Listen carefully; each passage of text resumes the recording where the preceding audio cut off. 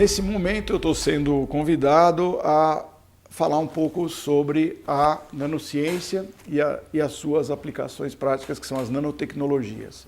Eu milito numa área que é a nanotecnologia aplicada a alimentos, conhecida aí fora como nanofoods.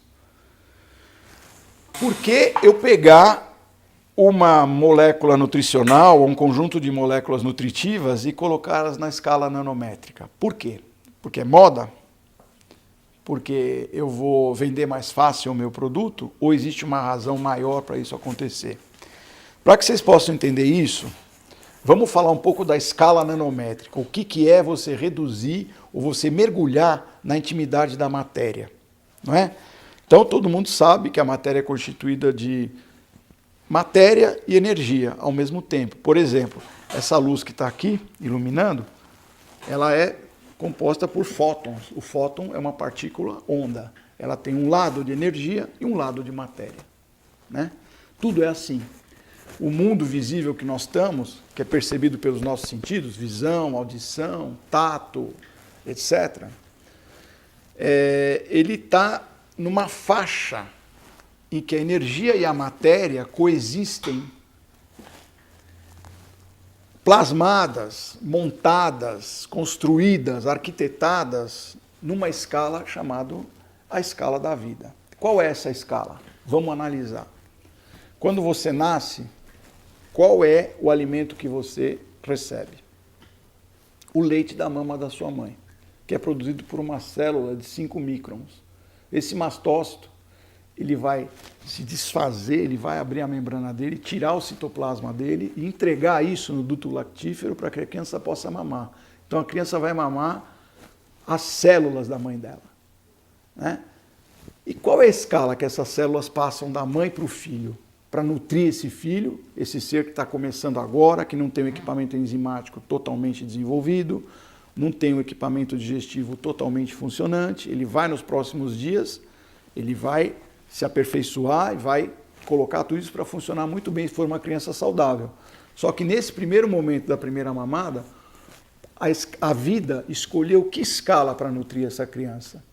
Então, se vocês pegarem o leite materno de qualquer mamífero, seja uma elefoa, uma jumenta, uma rata, uma mulher, você vai encontrar o leite organizado em nanoescala. Esse é o grande ponto para construir o conceito da nanotecnologia em alimentos. Obviamente a nanotecnologia é pervasiva e ela pega outras áreas, medicina, diagnóstico, terapia, toda a parte de engenharia genética, toda a parte de compósitos, toda a parte de optoeletrônica, etc.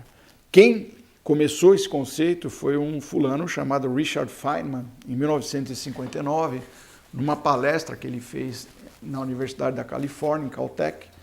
Ele falou assim: tem muito espaço lá embaixo. O que ele quis dizer com isso? Ele dizia que era possível escrever, na época, todo o conteúdo da Enciclopédia Britânica na cabeça de um alfinete. E a gente não escrevia isso porque a gente não tinha a ferramenta para escrever. A cabeça do alfinete estava lá, a informação estava lá, mas a gente não tinha uma forma de colocar essa informação na cabeça do alfinete. Hoje em dia, você carrega um pendrive ou um HD externo que contém milhões de enciclopédias britânicas, praticamente toda a informação conhecida e registrada pelo homem, você carrega no seu bolso, displicentemente. Isso não pesa nada. Então foi ele que inaugurou o conceito da nanotecnologia. Em 1970, o professor Norio Taniguchi, da Universidade de Tóquio, foi o primeiro que usou o nome nanotecnologia. Mas o que é essa nanotecnologia? Bom, eu expliquei para vocês que a vida ela está plasmada, ela está construída, ela está arquitetada nessa escala. Por exemplo, se a gente for para a molécula de DNA, quem é a molécula de DNA? Todo mundo sabe que os cromossomos é composto de moléculas de DNA. A nossa identidade enquanto espécie, a nossa identidade enquanto indivíduo se deve a esses 46 cromossomos que você tem, 23 que recebeu da mamãe e 23 que recebeu do papai. Eles se juntam de uma forma harmônica, se alinham, se organizam e criam um novo ser. Não tem duas pessoas iguais nos 7 bilhões e meio de habitantes e nos bilhões e bilhões de pessoas que existiram na face da Terra. Porque você recombina essas moléculas de uma forma original. Metade de um, metade de outro, e você tem um novo ser. Bom, qual é a escala dessa molécula? Essa molécula tem uma pentose, uma desoxirribose, ela tem 4 bases, 2 púricas, 2 pirimídicas, adenina, timina, citosina, guanina, compostas numa dupla hélice. Qual é a medida dessa dupla hélice? 1 nanômetro e meio, 2 nanômetros é o diâmetro dessa molécula. Qual o comprimento? Depende do cromossomo, depende da espécie. Mas a vida se organiza na nanoescala. Então, uma escala que tem que ser observada, ela tem que ser estudada, ela tem que ser reverenciada como um grande modelo. Se você conseguir operar nessa escala, você vai estar muito mais próximo da escala íntima da vida. É mais ou menos como se você fosse um gigante e vivesse cercado de anões em volta. A palavra nano quer dizer, em grego quer dizer anão. Cercado de anões que fazem todas as coisas. Então, a molécula do DNA, ela é a única representante no universo que tem uma propriedade chamada negentropia. O que é a negentropia? Vamos entender, vamos lembrar o que é entropia. Os conceitos da termodinâmica. Quando o universo começou, estima-se entre 11 e 14 bilhões de anos atrás, aconteceu um evento cósmico chamado Big Bang. Isso Stephen Hawking falou e ninguém conseguiu refutar até hoje. Ou seja, toda a energia e toda a matéria estava concentrada numa massa parecida com a cabeça de um alfinete. Todos os átomos, toda a energia que vai compor e toda a matéria que vai compor o universo que a gente conhece estava contido num volume do tipo uma cabeça de alfinete. A partir de um determinado momento, isso daí explodiu, o chamado Big Bang, a grande explosão, e começou a se afastar desse momento inicial para toda a eternidade e continua se afastando. Então, por que o Hubble ganhou os prêmios que ganhou? Porque ele conseguiu provar, hoje o telescópio chama Hubble, por quê? Porque ele conseguiu provar que os planetas se afastam. Todos os planetas estão se afastando. Toda aquela quantidade de energia que existia no início do universo, que estava contida naquela massa, ela explodiu e continua se afastando. Então, tudo tende para um estado mais estável, tudo tende para um estado de menos energia, tudo tende para perder energia, tudo tende a se desorganizar. Tudo. Todos os planetas, todos os sistemas solares, todas as galáxias, tudo que você conhecer na nossa Terra aqui, se você puser uma pilha de açúcar aqui e voltar daqui a 10 anos, ela não vai estar igual, ela vai estar desorganizada, vai ter açúcar para todo lado aqui. Se você montar uma máquina e não der manutenção, não ficar todo dia mexendo nessa máquina, daqui a 10 anos essa máquina está totalmente desorganizada e não está mais funcionando. Você montar um sistema humano, uma organização social, e não ficar gastando energia, pessoas, tempo, esse sistema vai se desorganizar. Então, a entropia, ela é a tendência, é aquilo que vai de um estado de energia mais alto para um estado mais baixo. A única molécula que faz o contrário, que é negentrópica, que faz o contrário disso, se chama DNA.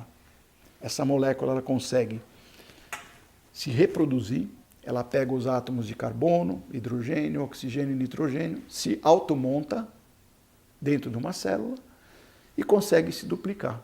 Quer dizer, quando uma célula somática se duplica, uma célula germinativa, sexual, ela se junta e forma uma outra célula, né? Célula ovo, que vai dar origem a um novo indivíduo.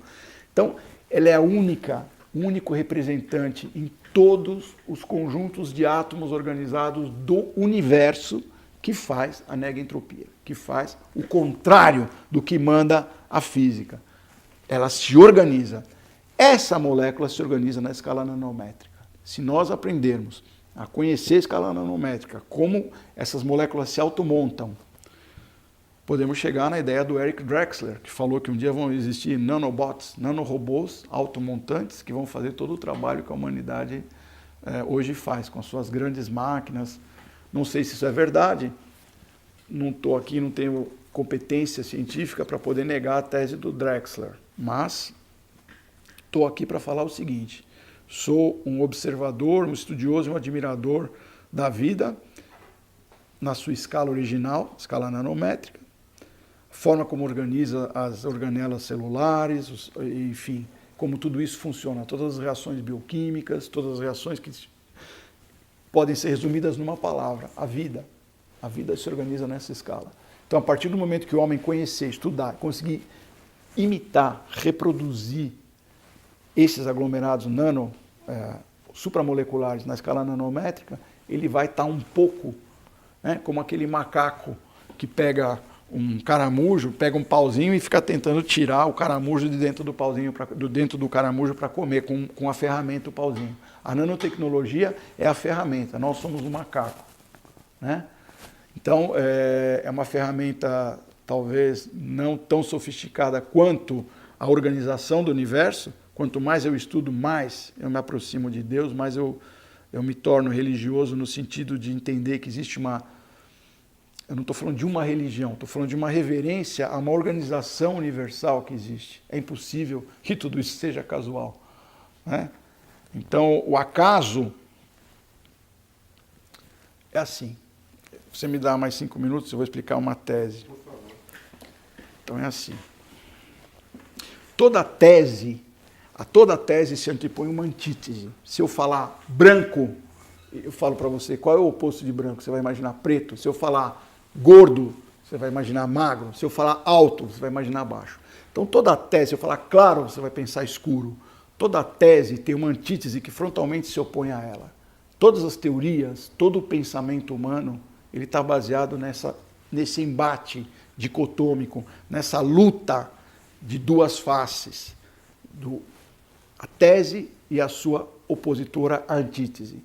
Quando você junta uma tese com uma antítese, você consegue uma coisa chamada síntese, que passa a ser uma nova tese. Essa nova tese, imediatamente vai ter uma nova antítese aparecendo. Assim que aparece uma tese, surge uma antítese. Você junta as duas, você tem uma nova síntese, que vai ser uma nova tese. E assim evolui o pensamento humano, o conhecimento.